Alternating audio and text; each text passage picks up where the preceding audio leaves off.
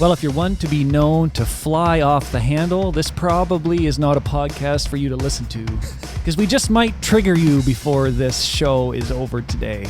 Welcome to Kingdom Speak with Pastor Daniel McKillop. So mad! Breathe deep. Count to 10.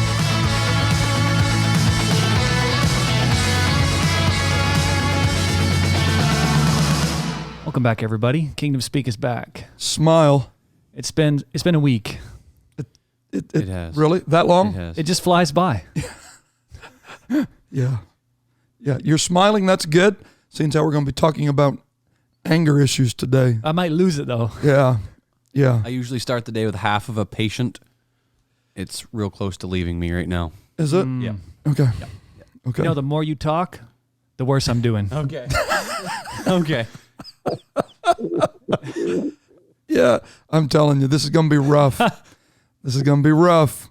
You know, another emotion is being ecstatic. And you know who's ecstatic? People who listen to Kingdom Speak.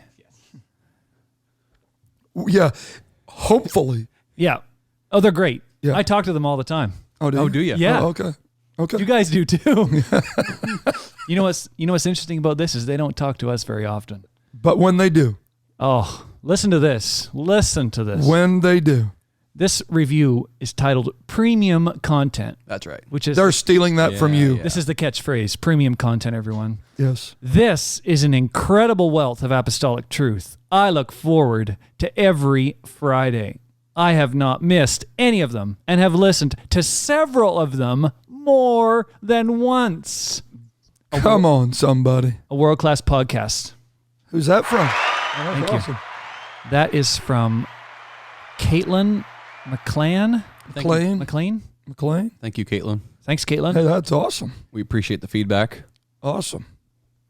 And we're pretty sure you weren't talking about producer Randy. Yes, we know it. We know it. And we do really appreciate the feedback. You know, I was thinking about this week.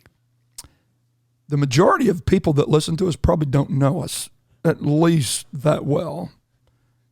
And they probably think we hate each other. We all come together once a week to record, and then poof, we're gone. Yeah. We actually do get along pretty good. Yeah. We have to work together. When everybody's in their own corner. These guys are all right. Yeah. Oh man. So thanks for the reviews. They really make a difference. They're showing up every week in our feeds, and it helps us beat the algorithms. And it's great to hear from people. It's nice to know. Awesome. Nice to know that people are out there. Hey, we're getting some good traction with kingdomspeak.ca as well. That's right. Yes. Going good. So if you haven't joined us, hit kingdomspeak.ca, click the forum at the top and join us. So the goal with this is to just... Right, and the content there is not premium, it's exclusive. Exclusive. Oh, yeah. The premium is here, the exclusive is there. Yeah, that's right. Don't confuse that. Two very different things. Yeah. Yeah. Is it exclusively premium? I'm running out of hyperbole here. Yeah. No, it's a great forum, literally, for folks to be able to speak back to us. You can ask questions, follow up on episodes, etc. And it's just a fun place to hang out. So, and we have a lot of our guests on there who produce content as well. So it's absolutely really awesome to... Speaking of guests, That's right. we are delighted to deny the border restrictions one more time and bring a guest from the other side of that iron curtain between us and the United States, all the way from Dallas, Texas. It's a long way from home. The greater Dallas. We can dial it closer. Where's is it? Irving. Irving, Texas. Irving, Texas. Pastor Ed Snyder is joining us today, and we are jazzed that he is here. Yes. I Awesome. am jazzed to be here. Awesome. Glad, although I'm glad I'm not physically there because there's too much snow for me. Yeah, but we're losing that. You know, we're above freezing today. Oh, yeah. We're beating that battle. Yeah. Yeah. We're starting What the they thaw. told me the last time, and it was like up to my head. Yeah. You know, Pastor Wade Townley pastors in Maine. originally from Texas. And when he first came up here, 10 years ago? 9 years ago, 10 years ago, 10 years. we had to introduce him to the finer instruments of life, like snow blowers, shovels, etc. He had no idea. And he would run around saying erratic, unhinged things like neck deep, I want to see snow, neck deep. He doesn't say that no more. Yeah. He got over that. Yeah. I was actually born and raised in St. Louis, so I know about snow and ice. No kidding. And nasty. That's why I live in Dallas. I'm thankful that God sent me to Dallas, and that's why I stay in Dallas, especially during the winter months. Wow. Did you get any taste of it a few weeks ago? Oh yeah. Yeah, and it was hilarious. It shut this place down, and it was just 4 inches. Not that big a deal. National emergency, right? Oh yeah, For sure. Yeah. It literally shut everything down. These people, I love these Texans, but they can't drive in the rain, much less the snow. Wow. So, well, we definitely saw footage of some pileups that would tend to confirm what you're saying. 100. What was that? 100 and I don't know, 19 or something. Pileup, 6 deaths. Wow. Right over here in Fort Worth, in between Dallas and Fort Worth. On the freeway. Yeah. 100 and something. So it's been since April that we started doing podcast, and out of this little venture has emerged a number of great connections, relationships, networking, however you want to describe it. One of those is the guest that we have on with us today. He is a fellow podcaster. There you go. Yeah. Can't you tell by his voice? When we were speaking on the phone, I let him know that I was struggling with coveting his voice. He just has that podcasting voice, radio voice.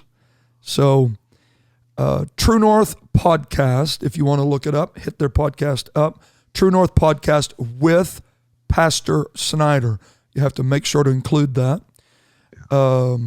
He is also writing a book, and that's what we're going to talk about a bit, is the subject matter that he's covering in that book. But man, before we dive into that, why don't you talk to us a little bit about the man behind the message?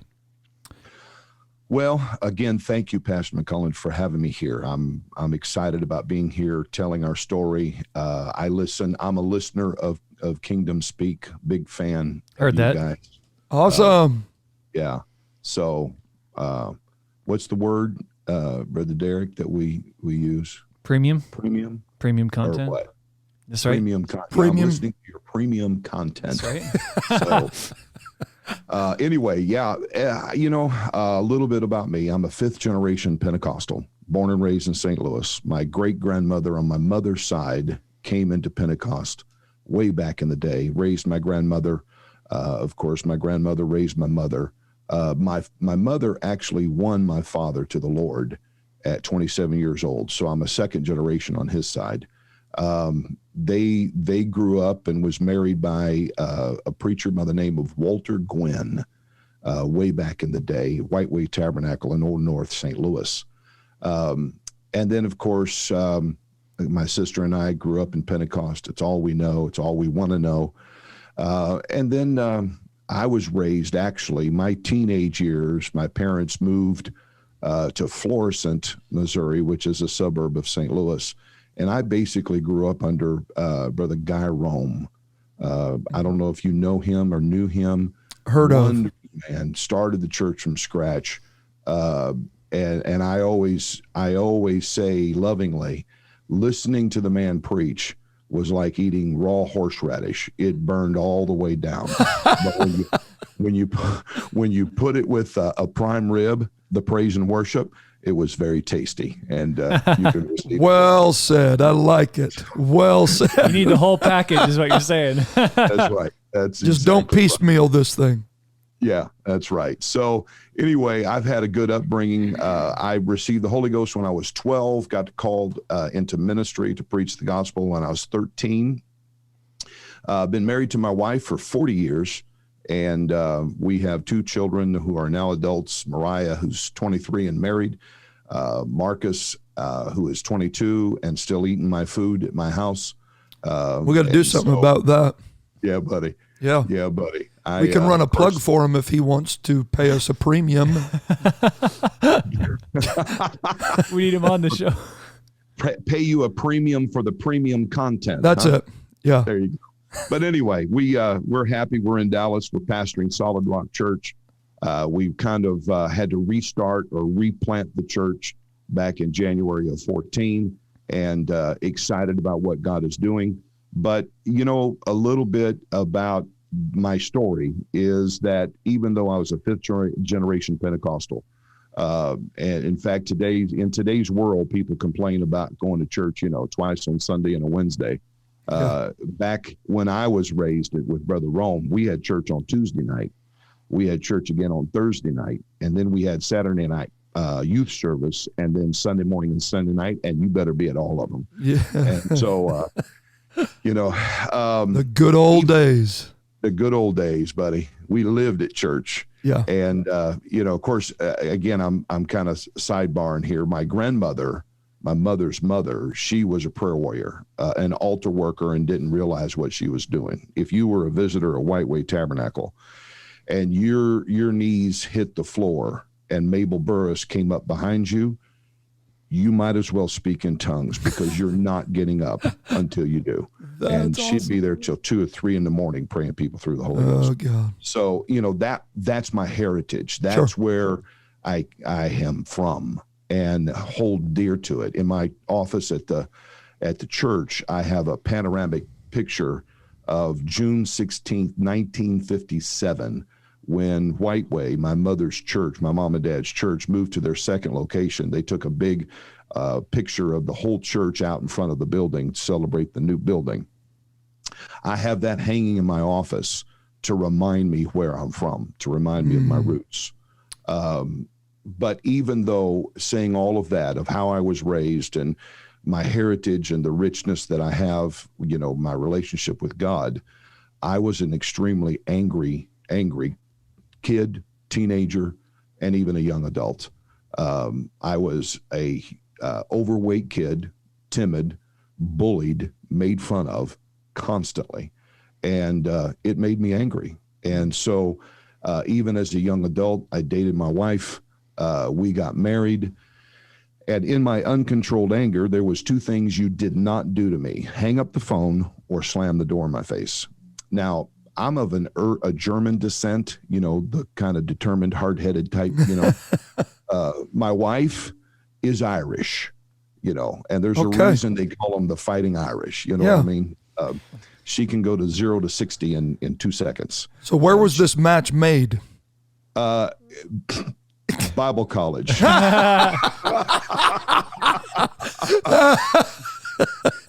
Yeah, she came to Gateway College of Evangelism in St. Louis and attended New Life, Brother Rome's church. And we actually was introduced by a mutual friend from Bible college. So that's where that match came. She told me when we got married, look, if I get upset, leave me alone. Let me cool off. We'll talk about it, because we made a promise to each other that we will never go to bed angry with each other. And so in my young years, we need to resolve this. So for the first 10 years of our marriage, I'm chasing her around the house saying, sit down, we've got to fix this. And she's like, leave me alone, let me cool off. We'll talk about it later, And hilarious, finally the day I realized, okay, I need to leave her alone. I did. And then she come back, she goes, what's wrong with you? What? And she said, why aren't you coming after me trying to resolve that? You've told me for 10 years to leave you alone, let you cool off. So I'm leaving you alone. Now I'm in trouble for doing that. Yeah. Yeah. Randy, that's like I don't know if you heard the comedian that said that was the agreement that him and his wife had made, that they would never go to bed with unresolved issues. Yeah. And he said the longest stretch was 11 days without sleep. Yeah, buddy. Randy, are you married? Yes, sir. Okay, so everybody around. We're Brother good. Derek, are you married? Yeah. Okay, so we all understand each other here. We do. all. Co-host Derek and I are married into the same family. Who? What now? Me and co-host Derek are married into the same family. Ooh, That's right. wow. So we don't like to Easy. talk about that. Just go easy. You know, Not the family that me in and the Derek are book- related. yeah. In the book "Uncontrolled the Beast," I talk about gang mindsets, about ganging up on people. You guys might want to Okay. I'm just joking there, but anyway. Great. Going back to the story, when my wife and I got married, first, I mean, we were fresh married, like months into the marriage, we had our first marital discussion, and of course, she got upset, and the thing was, at the time, I was a youth pastor, and we were living in an apartment upstairs in the church, and off the apartment was the sound room, like a bird's nest upstairs in the sound room. When she got upset and we were having this discussion, she headed for that sound room, and not only did she slam the door in my face, she locked it and sent me into outer space, because I was still dealing with this uncontrolled anger. So when I went into that rage, I put my fist through the door and unlocked it and went in and finished the conversation. Now, for the record, because I know a lot of people are listening to this, I have never, ever laid a hand on my wife, never in any way, shape, or form. I'd punch a wall or I'd punch a door or something like that. And so, for an angry person, once they yell, scream, and get it over with, the next day, it's just another day. It's over. That was yesterday. No big deal. Sure. Yep. And so that was at the time. Now, folks, this was 40 years ago, before anger management classes existed, before books or material was ever printed. Sure. There was really virtually nothing out there about how can I deal with this. So the next morning, my wife, who is my first love, when I met the first time I met her, now, this is a story for another time. She's 5 years older than me. She was 20 when I met her. Oh, I was 15. wow. I've stood 6'2" since I was 12. Okay. Are you know where I'm going? Okay, yes. She had no idea that I was 15. Sure. And when she said, "How old are you?" I said, "I'm old enough to know better, young enough not to care." Passed it by. Didn't lie to her, just didn't answer the question. Anywho, so when and again, that's another story for another time. But 40, I've never laid a hand on my wife. Never, and I wouldn't even think about it. I love her too much. But the next morning after that incident of me putting my fist through that door and unlocking it and finishing the conversation at a high volume, she looked at me at breakfast and she said, "Ed, I'm sorry. I don't think I can do this." And I'm like, "Do what? What are you talking about?" "This marriage." I'm like, "Honey, what are you saying? Last night you put your fist through that door and you've scared me. I don't know if I can live a life like this." And of course that shook me to my bones. And I'm like, okay, I'll get help. I don't know how or where, but I'll get help. If you'll work with me, I'll fix this. I made that pledge to her. Now, again, this is 40 years ago. It's nothing like we have today. Sure. So I went to my pastor and I said, "Look, I need to talk to you. I've got an anger issue. I need help." And again, this is no discredit to the pastor, no discredit to the power of prayer, because prayer, I believe in prayer, and prayer changes things. But he said, son, just get in the altar and get a good praying through and you'll be fine. So I went in the altar and I got a good praying through. And a few days later, I got mad again. Mm-hmm. You know, there's some things that we've just got to talk through. Mm-hmm. Pray, yes, absolutely cover it with prayer. But I needed somebody to talk to, because what I realized is I had issues that I didn't even realize I had. And I needed it fixed. I needed to talk to somebody about it, not only in prayer, but to somebody. Right. And so really my journey to and you don't get rid of anger. You cannot get rid of anger, because anger is an emotion just like love and joy and happiness and all those other emotions we feel. You have to learn how to manage that anger, how to reverse it, how to change it. That's a lot like say lust then. Sure. You know, you don't get rid of that. You do not. You learn. Marriage doesn't fix it. Yeah. You know, I've had that discussion many times. If speaking to someone about the dangers of pornography or anything like that. Yeah. Marriage isn't going to fix that drive within you. You learn to control that. Yes. That's a God-given urge. Absolutely. So that's interesting. I've never viewed anger from that same lens, but that's good. You don't get rid of it. You just learn to control it. You learn to control it, manage it. And you can harness anger and make it turn around to be a positive. It's identified as a very negative emotion, but you can turn that thing around and make it positive. A lady in Los Angeles named Candy, her 13-year-old daughter at the time asked to go out to a friend's house just a couple of blocks away in suburban LA, not in Compton, but in suburban LA. Really nice area, very nice homes, all that good stuff.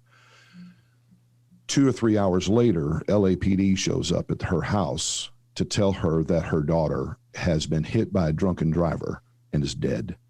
She's literally walking down the sidewalk in her suburban LA neighborhood, and a drunk driving through, shortcutting through the neighborhood, swerved, hit her on the sidewalk, and killed her.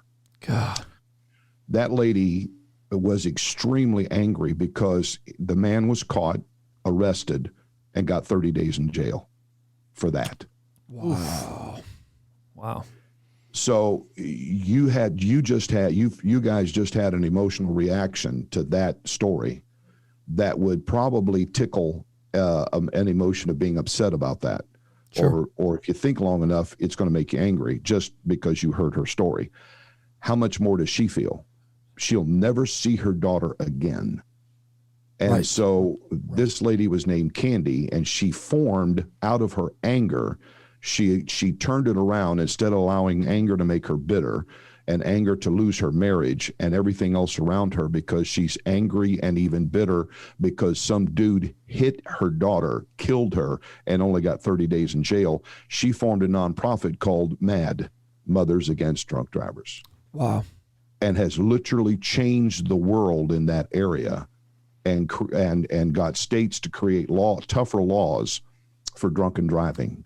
So she allowed her anger to turn around and propel her into a positive direction.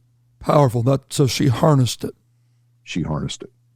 She not only managed it, but she harnessed it to make it go a good direction. Wow. So that's one of the things. Now, another thing that I want to establish here today in our discussion is anger. Anger is always a secondary emotion. There's always a primary. Loneliness, depression, anxiety, fear, and the big culprit, or the big kahuna, is frustration. When we are frustrated about this and about that, we get frustrated because this didn't work out, or we got a layoff on our job, or our kids are acting up, or whatever. when you don't take care of frustration, when you don't learn how to manage your stress, that escalates. And then we become angry. Now we're shouting, screaming, punching holes in walls, throwing things or whatever. If we don't manage the anger, it goes into rage. Wow. And then rage goes to another category called blind rage, and that's where it's very dangerous. In one of my classes, I've done this for probation and parole and court services, and I've done lunch and learns for Chambers. Goodyear Tire and Rubber Company contracted me to help their employees that get in fights on the floor to manage their anger and all of that. One client that I had in this got angry and literally ripped the cabinets off his mother's kitchen wall. He did like $5,000 worth of damage and completely denied it. I did not do that. I mean, they all stood there and watched him do it. That's blind rage. Blind rage is when someone goes into a rage and does damage and can't remember them doing it. So there are several levels, and that's what we need to understand is there's levels to this that if we don't get it at stress and frustration, the primaries, it goes to a secondary, which is anger, goes to a third, which is rage, can go to a fourth, which is blind rage. So what we deal with is not just something, oh, well, I got a little upset, my bad. You know, I taught my kids, don't ever say my bad to me when you've done something wrong and you're apologizing, because that's not an apology. Oh, right. My bad. Yeah. You know. Right. It's not, that's hardly ownership. Exactly. So what I want to share with you today is, starting out with, we've got to have, and in the book I've got several chapters, and it's more than just anger management. It's emotional intelligence. So like the power of understanding. Then we understand how emotions work through the biology and the mechanics of emotions. We talk about relationships. Anger always hurts the one that we shouldn't hurt at all. Why? Because we feel safe with that person. We know we can get angry with that person and they will eventually be okay. But the deception is they won't, because after months, maybe years of that abuse, they will start backing off. Right. And so that's a deception of that. We also talk about rebuilding self-esteem. Can I ask you a question that pertains to that that last category? So you hurt those that are the closest to you, those that you really shouldn't, because you have bought the deception that they'll always just get over it. Yeah. And you would never act that way in public. Never. But in the intimacy of your private life, you will. So a question that I have, and I've often pondered this, is how do you bring that individual that is wrestling with that to the understanding that he or she is wrestling with that, if they don't see it as such? Yeah. Pastor McCullen, if I had a $20 bill throughout all these years of people saying, I don't have an anger problem, I've just got to come and talk to you, the judge ordered me, I can build me and you both a really nice house and pay cash for both of them. Because nobody wants to admit they've got an anger issue. They've got to see it. And so when I get somebody into our program, and I teach this stuff, 12 lessons to people that have anger issues. It's about the third lesson, especially when we go through the power of understanding, the environment that we live in. You know, we are products of our environment. Whatever environment we put ourselves in, that's what we will become, like it or not. And then we usually about understanding emotions, the mechanics and the biology of emotions. Then they'll say, you know what, I do have an anger issue. And of course, in a short term, like you and I, when we're dealing in our offices as pastors, of course, we have to quickly get them to realize this is not cool what Yeah. you're doing. Right. You know, this is an issue that's interrupting not only your relationship with your family, it is interrupting your relationship with your God. Right. Your relationship with God is being interrupted because what you're doing, you know, the Bible says to be angry. It's Sure. okay to be angry, Right. but sin not. Right. So when sin gets involved with anger, we've got a real problem. I mean, Jesus himself was angry. He drove the money changers out of the temple. Right. You know, and again, that's where I see it as turning anger into a positive. He cleaned up the temple of a bunch of crooks because he was angry that they're defiling the house of prayer. Exactly. So anger and sin, and again, I'm not wanting to derail this because this is all so good. But what about the account? So mixing sin with anger is an issue. Yeah. But what about the account in Genesis 49 where Jacob is speaking to his two sons and says that in their anger they slew a man, and in their self-will they digged down a wall. Mm-hmm. Is that another level of two elements that are volatile to allow them to mix? Absolutely. Absolutely. And their anger drove them to take a man's life. Right. And to do something against God's will and for their own will. Wow. So in modern day, you know, we get angry and we start cussing or taking the name of the Lord in vain because we're out of control. And of course, the Bible says out of the abundance of the heart, the mouth speaks. Mm-hmm. The Bible also says, whatsoever man thinketh in his heart, so is he. Mm-hmm. And I talk about that in the book, how that sometimes somebody will say something and say, man, pastor, that's some kind of sport coat you got on. Mm-hmm. Oh, okay. Well, thank you. What did he mean by some kind of sport coat? Did he not like the sport coat that I have on? Exactly. Did he have a problem with my sport coat? Well, I wished he'd take a look in the mirror and look at his face. Yeah. You know, so the human mind has a tremendous ability to create something that never existed. And the longer we think about this, now this is a part of the mechanics of emotion. The longer we think about that, it now becomes an emotion. We start feeling offended.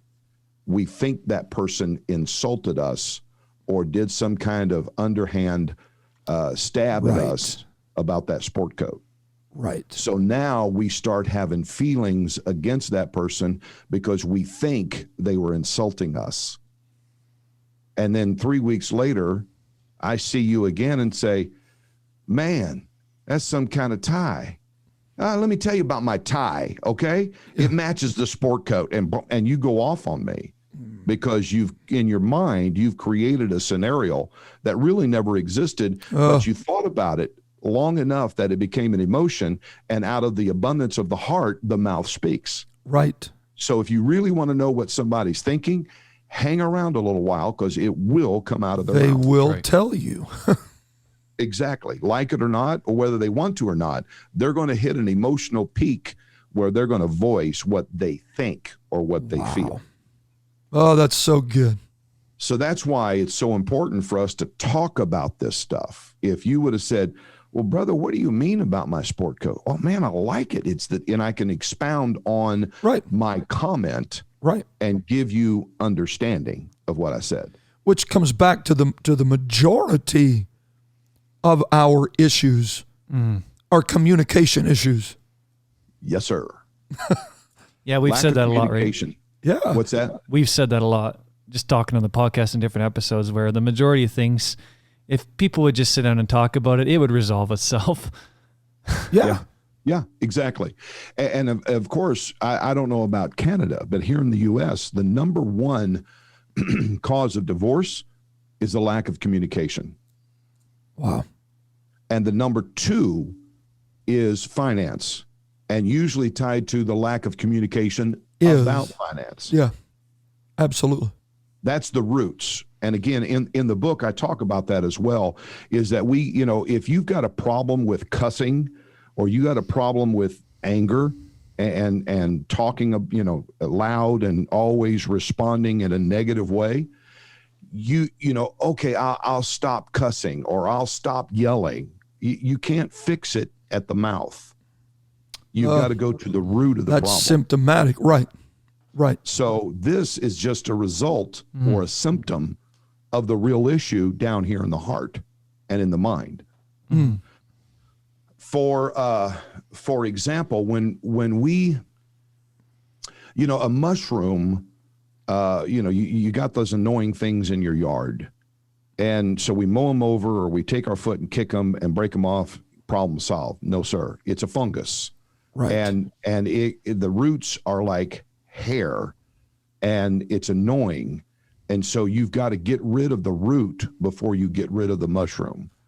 My grandmother used to her yard was like pristine, no dandelions, and she didn't use chemicals. She used an old steak knife that she would go down out there and cut out the root of the dandelion. Dandelions didn't exist in her yard because she got rid of the root of the dandelion. Wow. So when we look at anger, when we look at issues in our life, we can't just stop yelling or stop cussing or whatever we do. We got to dig down to the root and find out what caused that problem. Right. For me, it was my self-esteem. For me, I was bullied, my entire school life, picked on, hit, punched and all that stuff, because I was an overweight, timid kid. And I didn't say nothing. I bottled it up. I just thought, well, okay, I guess I deserve that. And I developed a serious anger issue. And honestly, it was trial and error that Gail and I worked throughout our marriage. And then when books started coming out, I read them, I digest them. I went to college and studied psychology. I did everything I can. I got certified in anger management. Once I got my anger managed and realized all of that, then I started with my learning and my experience. I need to give back. So I started teaching this stuff, getting certified in anger management. And now we've wrote a book, and pretty soon we're going to lay down on video a online course that people can buy into and get some of this instruction. So I want to give back and help people that, little kids, overweight kids that were bullied all their school life and can't figure out why they're so angry. We've got to get to the root. That's so good. And that helps. Let me touch on that. How do we fix that? How do we discover that? Well, you've got to work backwards. So first you take the action, okay? The scream, the punch. Okay, what caused them to punch that person in anger? Well, they said mashed potatoes. Okay. Yep. What's the emotional tie to mashed potatoes? Well, my mother made me eat mashed potatoes every day out of a box. Yep. And so, that's ridiculous, but I'm just using that because I don't want to pinpoint. But anyway, so no, but really, and I'm sure as you've helped people, you've uncovered roots that are about that ridiculous. It can be that simple. Yeah, you're right. And also, to them, it's not. What's that? To them, it's not. No, it's very real to them. Right. It's very powerful to them. Right. Because it hurt them. Right.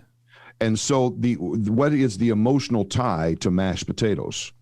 Once we discover that, then we go back to the incident, to ground zero, where that happened. That's where it's got to be dealt with. Wow. I've got research where, drug and alcohol addiction, rehab centers, have you ever noticed we can throw somebody in rehab? They're there for like 90 days. They get clean and sober and they're all excited. I'd have to go back in my files and look up the exact number, but let's say a good portion of them get out, and in under 6 months, they're back on the bottle or they're back on the drug. Mm-hmm. You ever wonder why? Mm-hmm. Because they're only fixing the symptom. Right. And research has told us that the drug addiction and the alcohol addiction is directly tied to an anger issue or a stressful issue that turned into an anger issue. They can't deal with the pressure of that emotional thing that they need a holiday. They need a vacation. So they go get high or they go get drunk because they can't stand any more of the pressure. Right. That's their escape mechanism. Exactly. So when you go back and fix the issue, the anger issue, what's causing them so much stress in their life that's making them angry, that's making them, I can't take this no more, I'm going to go get drunk. Mm-hmm. So we go back to that and fix that. When you fix that, they no longer need the escape mechanism. Therefore, they can fix. Now, Pastor, let me clarify. None of this happens unless we have some good Jesus in our life. Oh, for sure. You know, I don't want to negate the fact that our relationship with God is extremely important. We need to stay in prayer. We need to stay in our Bibles. We need to stay in church and get the preaching and the teaching, because all of that undergirds what we are trying to do and control the beast. Absolutely. But really what you're saying then, and I'm sure you've heard the cliche, hurt people hurt people. Absolutely. Yeah. That is a stark reality. Hurting people hurt people. And that goes back to, we always hurt the ones we shouldn't hurt at all. Right. Because we feel safe in hurting them because they love us. That's my wife, that's my husband, that's my dad, that's my mom, that's my aunt. They love me. So therefore I can be myself and they won't reject me. Right. But don't count on it. Right.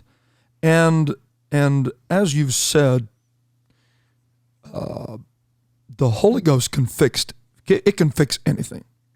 Absolutely. But it doesn't. And the Holy Ghost can reveal to us what needs to be revealed so we can fix it.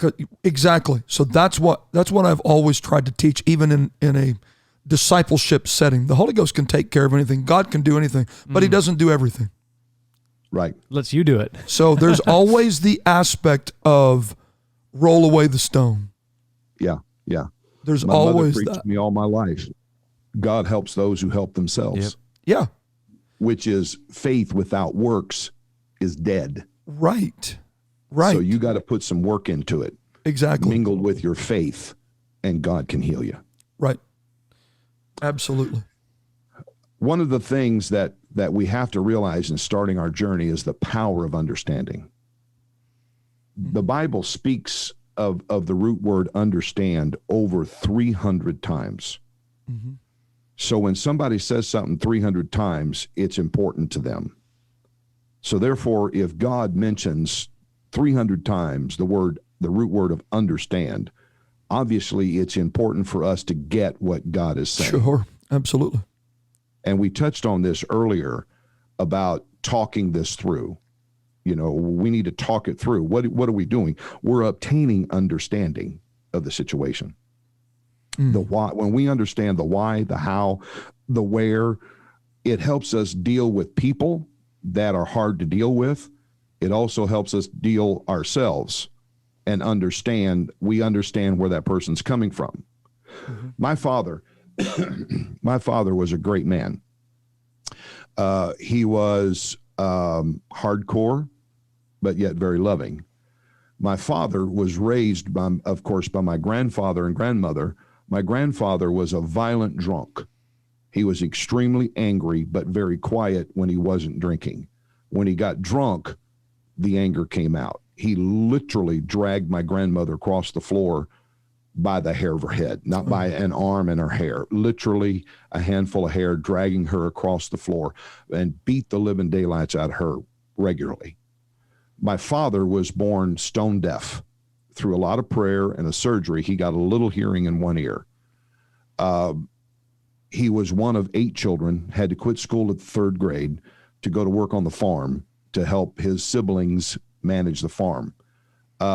My grandfather, my dad would tell me this story. He'd come home at 2 or 3 in the morning after being at the bar and drunk and angry, and he would snatch my dad out of bed, take him to the backyard, tie him to a tree, and horsewhip him. because he couldn't keep up with everybody else. He was a step behind everybody else because he couldn't hear what they were saying. He was looking, and if they headed that way, then he would head that way. And that angered my grandfather. So that's the environment that my father grew up in. If it wasn't for my mother winning him to the Lord and working with him, he would be another one of my grandfather, because that's the environment that he grew up in. Right. My father had a struggle to say, I love you. It wasn't until his 70s that when he was in his 70s that I actually heard him say, son, I love you. Son, I'm proud of you. Oh, wow. I knew he did. I did. Once I understood where my father came from, his sternness, his get up and go to, he was a workaholic. I'm a workaholic. I feel like some days saying, my name is Ed Snyder and I'm a workaholic. It's what I know. It's the environment that I grew up in. So, other people struggled with my dad because they didn't understand where he came from and the environment that he came from. My dad told me he loved me because he'd say, son, you're getting fat. You need to lose weight. You got your bills paid? What's the tires look like on your car? Are they okay? He was a tire man all of his life, He would worry about you. And when he'd tell me that stuff, once I understood where he was coming from, I'm like, Dad, I love you too. Right. That's the way he expressed love. You just got to dig for it, but it's there. Wow. Exactly. Yeah. Exactly. So once I understood my dad, I got along with him great. What he would say that was hurtful didn't hurt because, again, you heard what he was meaning, not what he was saying. Exactly. So, when he'd say, son, let me walk up to anybody and say, boy, you're getting fat. You need to lose weight. That's not going to be received well. No. Especially if I tell Derek that, Yeah. Easy. It's the camera. The cameras make me look big. Yeah, the camera adds 20 pounds. Yeah. Yes. Yeah. So, again, once we understand the who, the why, the how, where they're from, it helps us deal with them a lot better. Sure. We're not getting angry or hurt because we understand them. Right. So, Proverbs chapter 1 and verse 5 says, a wise man will hear and will increase learning, and a man of understanding shall attain unto wise counsels. So again, God wants us to get to the point where we need to understand what's going around us, understand who we're working with, understand the why people do what they do, so that we can help ourselves and help others become better. Again, human beings are unique creatures. We're built by DNA. We're built by the law of genetics. Our hair color, our skin tone, the color of our eyes, our shape. I'm the tallest one in my family. Now, we're all a little heavy because I've got a grandmother, and my mother had no idea how to cook for 4 people. She cooked for a camp meeting. It just, food was everywhere. And so, but I'm the tallest one in my family. And everybody for years wondered, where did he get his height? Because everybody else is, 5'10", 5'11". I'm, at the time I was 6'2". Now, as age comes, the number compress goes it down a bit. Yeah. Yeah. Gravity pulls it down. Yeah. I'm at 6 foot now. But finally, one day, my dad, out of the clear blue, who didn't talk much about his father, says, you look just like my dad. And everybody froze because he said something about his father. So I realized that through the law of genetics, I took my my grandfather's physical characteristics. Wow. Emotionally, it's really the same way. We inherit emotional characteristics. Sure, I believe that. From our family. Sure. Likes, dislikes, the ability to trust or not trust. Now, some of that is produced by our environment. In classes, I'll ask, you're a product of your environment, true or false? Most of the time I get a true, but sometimes, nope, and they go, your mind has got to be strong. Anyway, so it's true, but it has nothing to do with the other question. Exactly. I've witnessed that with, we adopted our son, and he comes from he's originally from Belize, and we were told that they are not as expressive with emotions. And I can remember watching him zinging around. He's 13 years of age now, but as a younger child, going, I thank God he's not emotional, because if he was emotional, because our family is very expressive. Oh, cool. And so the atmosphere of his upbringing dictated to that, and he mirrors it. Absolutely. Again, environmental. Yeah. You've heard it, I'm sure. Anybody in leadership for any time at all, and I guess John Maxwell made this quote possible, but I don't think it's an original from John Maxwell. Life is 10% what happens to you and 90% how you react to it. Oh, yes. And that is an extremely, extremely true statement. Have you heard 10% what happens and 90% how you react to it? Have you heard what Larry Booker preaches on E plus R equals O? No, but it sounds like I need to. Yeah, you need to go look that up. Is it on YouTube? I'm not sure, but we can check it out. If I find it, I'll send you a link. Holy Ghost Radio would have it. Holy Ghost Radio probably has it. E plus R equals O. Event Plus R equals O. Event plus response equals outcome. It's explosive. I'm definitely going there to listen to that one. Yeah, buddy. You know, Larry Booker, if he keeps studying and practicing, he might be able to communicate some stuff. I've said that. I would second that. Yeah.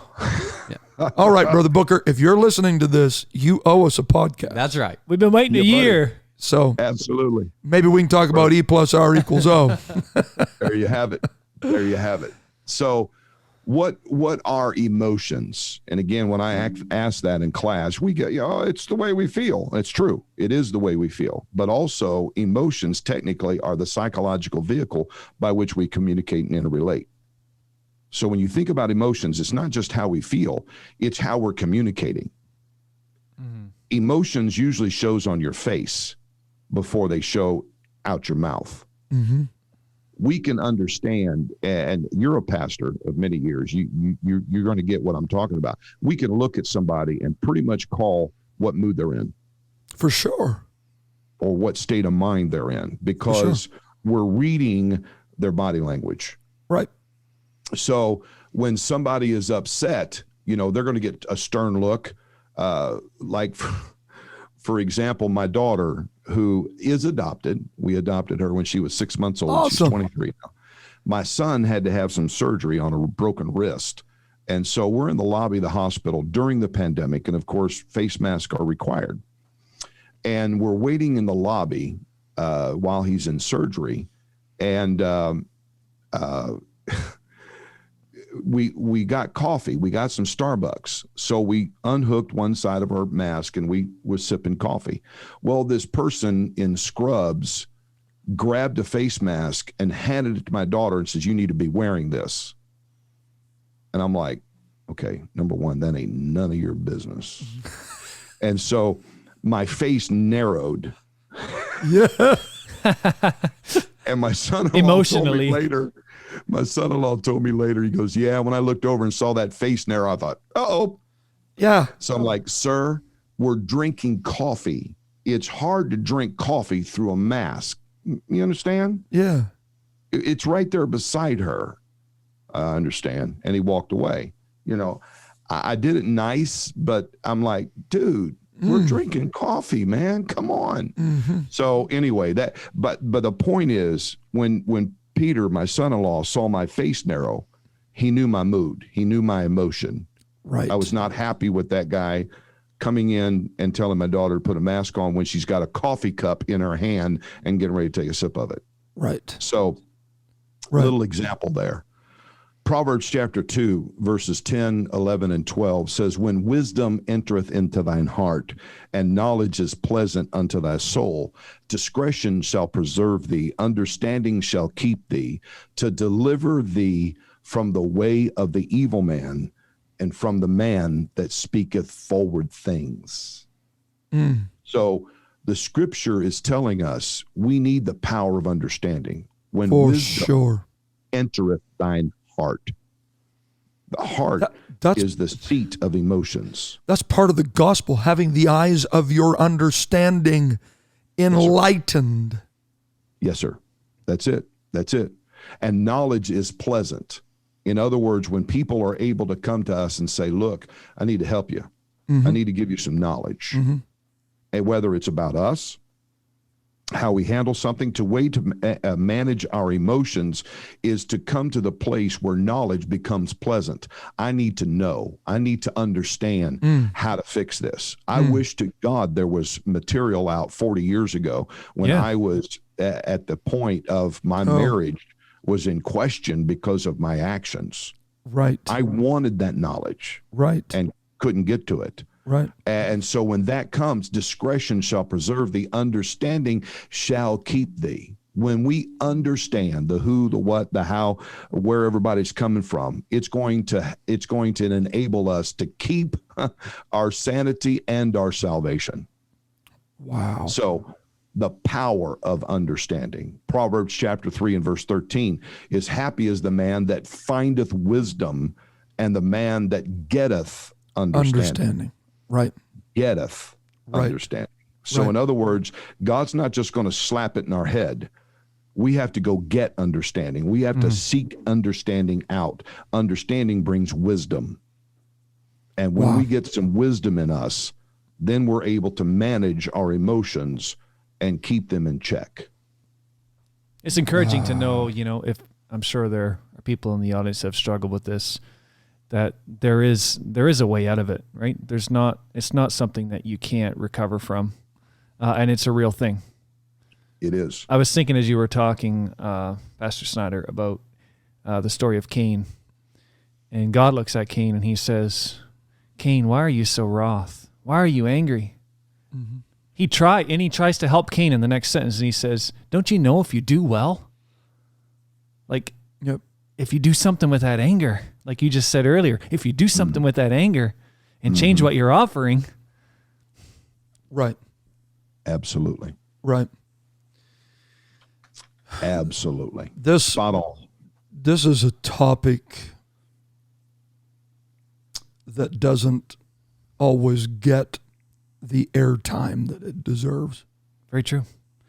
And I think partially, and I guess this is what's been resonating as we've been having this discussion in my spirit while we're talking about this, is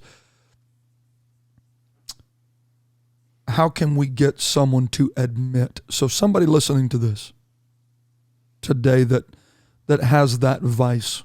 You mentioned about, I believe you said your wife's name was Gail. Yeah.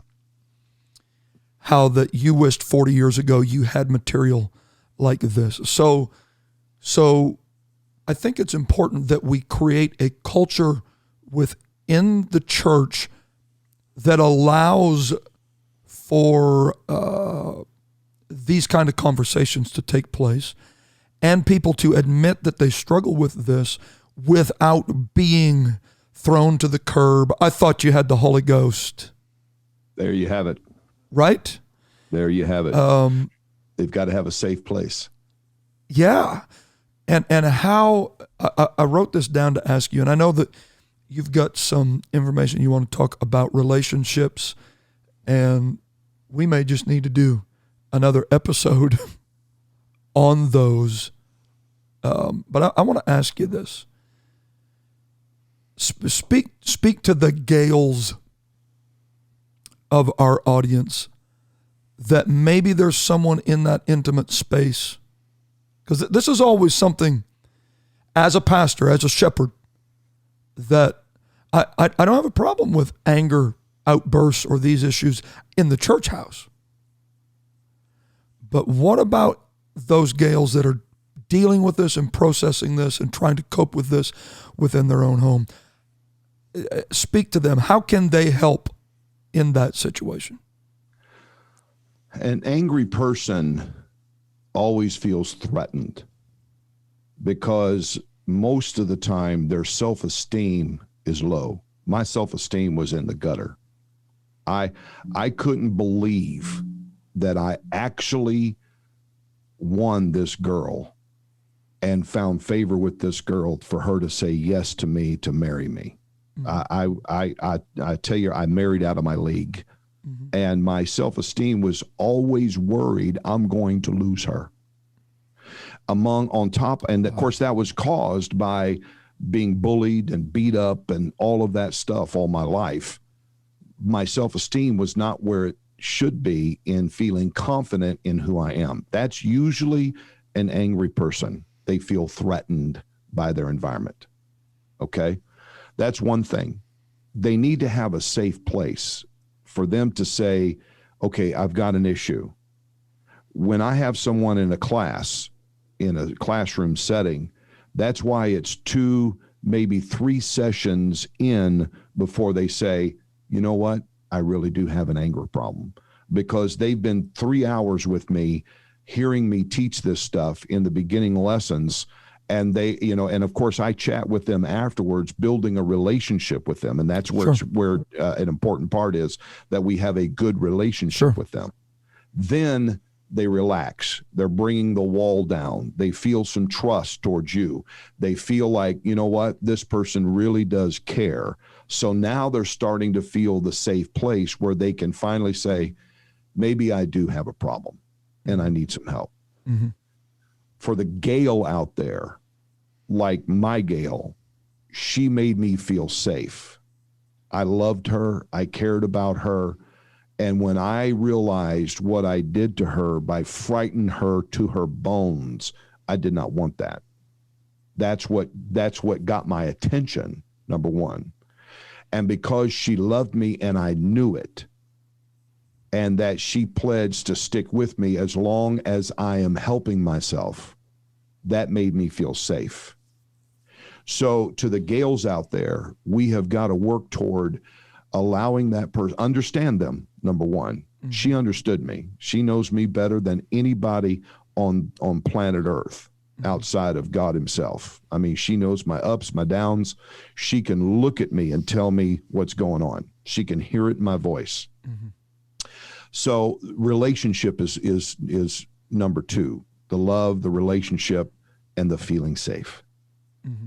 They've got to feel safe to be able to say, okay, I'm going to expose myself to you. I'm going to expose my emotions to you. And that I trusted her for me to be able to tell her what I'm really feeling. And when I messed up, we would talk about that. In the book, we talk about, reconciliation and listening for the help and not for the rebuttal, active listening. That's good. So when to the Gails out there, you've got to be an active listener, not listen to rebuttal, not listen to, well, if you would have done this would have turned out different. You need to active listen. In other words, listen to what they're saying, what they're meaning. Sometimes you got to read between the lines to get where they're coming from. And when you listen, when you use active listening to understand them, and then come back and say, okay, I got it. I understand what you're saying. Now, you may not be, here's the careful part. We can't endorse their behavior. We have to empathize with their feelings. So in other words, we are understanding where they're coming from, not that we're endorsing what they did, but we understand why they did it. And now we're going to go in, and instead of criticizing them or put blame on them, we're going to help them try to overcome it. That's what she did for me, is, well, why don't we try this? And she suggested this. And why don't you just breathe, stand back and breathe. You don't have to react. Right. And when she said that to me, 35, 40 years ago, while we were on this journey to manage my anger on our own, breathing is really, really a good tactic. And I learned that as I began to study the subject when the material came out, is, a situation does not have to be dealt with at that moment. Yes. Oh, very true. yes. Just let it sit there and Right. yeah. You know, Exactly. I believe it was Elder Tommy Kraft that told my dad, I believe I'm ascribing that right, as a young pastor. He said, never be afraid to give something time. You never Exactly. handle metal when it's hot. Oh, okay. In the That's next very good. revision, that's going in the book. Never handle metal when it's hot. Yes. That is powerful. Yes. That is powerful. Yes. Absolutely. So that's my advice to the Gales out there is have that relationship, create that environment of being safe, and don't listen to rebuttal, active listening. Listen to help them. Listen to understand them. When I'm dealing with an angry person, one of the keys in diffusing an angry person is empathy and maybe sympathy. Where, okay, now I know you're upset, but why are you upset? Tell me the story, and listen to their story. Listen to where they're coming from. Listen to why they are upset. Okay, now I hear your story, but I want to make sure I got my head around this. Now, you're upset because point 1, point 2, point 3. Is that okay? I understand that. Now you have just caused them to lower the guard. Mm-hmm. Okay, the metal is cooling. Mm-hmm. Yeah. Because now they finally have found somebody. You get it. You understand what I'm feeling. Yeah, I understand what you're feeling. Mm-hmm. It's amazing how much lower that wall will go when they realize they've got somebody that actually understands what they're thinking or feeling. And again, that's not necessarily approval, is it? Correct. You're not endorsing, you're empathizing, you're understanding where they're coming from. Wow. And so many people just want to be listened to. Or, Exactly. as you've said, understood. Yeah. They want to tell their story. And when they finally hear somebody that's actually listening to their story and understanding their story, now the wall comes down and they're going to give you permission to offer some advice to help them understand why this happened or maybe how to handle it a little better. So let's flip the script. And what does no disrespect intended at all, but what does an Ed speak to an Ed that Gail is trying to help? Break it down one more level for me. So she's there trying to create that space, Okay. that safe space, and you're in that moment. Is there anything that you could speak to the Eds of the world that okay, it's okay to trust her when she's reaching out like that? Yes. Let that wall down. Right.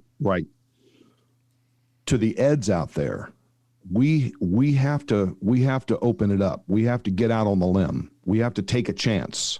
Okay. Now, to the Eds out there, you're going to say, "Oh no, I've taken a chance too many times with too many people and ended up getting hurt." Mm-hmm. And of course, that could be where we're talking about 9 levels of relationship. On level 9 is the toxic relationship. You may be in a toxic relationship that you just need to barrel that up, seal it, and dispose of it. But when you don't have a toxic relationship and you got somebody that loves you, that's where I had to trust her. I had to step out and say, "Okay, Gail, I need you to help me." I had to ask for it. I had to say, "Okay, what do I do? How do I handle this?" That's the Eds out there. Somebody tell me, and it may not be as simple as Ed saying, "Gail, can you help me with this?" The question may come in a rant, Yeah. this is, all this stuff. Right, but it's still an appeal. It's still an appeal because the Ed is expressing the emotion to Gail, and the Gales are receiving and grabbing some understanding of why Ed is feeling this way. So we really have to take a chance on trusting the Gales to be able to express. And when they respond properly, that's where Ed will let the wall down and say, okay, tell me what I need to do. That's so good, man. Tell me how to handle this. I do this, and it's kind of crazy, and some pastors may not like, are you out of your mind? When I get a couple in my office that's having some issues, I will poke the bear. I will say something that's going to cause them to talk, and then I'm going to sit there and watch the tennis match for a while. Mm-hmm. They're going to go at each other. And what I'm doing is I'm not trying to cause a fight. I'm looking for the emotion. I'm looking for the hurt. I'm looking for the root, because they're going to say something that's going to say, there it is right there. What I'm doing is I'm practicing active listening in their disagreement to one another. And then I'll bring it. I say, okay, all right. Now I've let you guys run with your emotions to hear what you've got to say to each other, because out of the abundance of the heart, the mouth speaks. Now I'm going to go after your thinking, and then I'm going to start, and I always explain, listen, in this session today, I need you to understand something. I am the one on the outside of the emotional arena. Okay. Right. You two are directly tied in by emotion. I'm on the outside. So therefore I'm able to look inside this arena and be able to see what's going on with the emotions, because I'm not tied to it. All right. When I see an emotion that needs addressed, I'm going to stop you and we'll address that. So and then that's when I let them run. I just say, okay, and I'll poke the bear and get the conversation started. And I'm watching, I'm looking inside the arena at the emotions that are bouncing around and seeing the issues, seeing the roots, because they're going to dig down. They're going to expose it. Happens every time. Man, this has been so good. Are we out of time? Our time is like run. But this is okay. We're just going to do another one. Bro, we're just getting started, baby. Yeah. We will do another one. This has been great. All right. This has been. If you're listening today, you've definitely learned something. Oh. So good. I hope. Yeah, because I would like to address your audience in talking about cleaning up your environment. 6 triggers that are common to trigger emotions, anger, and then the 9 levels of relationship. All right, let's do it. We will get you back to talk about it. Look, you've got more coffee for the show, I can tell. This guy came prepared. Every morning, baby. Every morning, right here. Just keep pouring it. I had to go get a test yesterday. I had open heart surgery in 16. Oh, wow. No heart attacks, no disease. I was born without a main artery in my heart. Oh. And yeah, it was just a miracle. I thought you was fixing to tell us you was born without a heart. No, I had the heart, just didn't have one of the pipes going to it, And so they pull me in every once in a while and do a nuclear stress test. So I went in yesterday morning for the stress test, and they're like, okay, now, Mr. Snyder, you didn't have any coffee today, right? I'm like, are you out of your mind? Of course I had coffee. I'm a coffee freak. And so they said, how much coffee have you had? I said, a pot. So we're rescheduled for next week. With a little clear instruction. Yeah. In fact, I teased. I said, oh, wait a minute. You know what? That was yesterday morning I had that coffee. And yeah. They gave me the look, and I'm smiling. So anyway, yeah, I'm a bit of a coffee freak. Wow. Well, man, today has been so revelatory. And if you want to know more about Pastor Snyder, truenorthdfw.org. You can check out their website. He has a podcast, True North Podcast with Pastor Snyder. And I believe the book is dropping the 25th of March, Control the Beast, a guide to managing your emotions.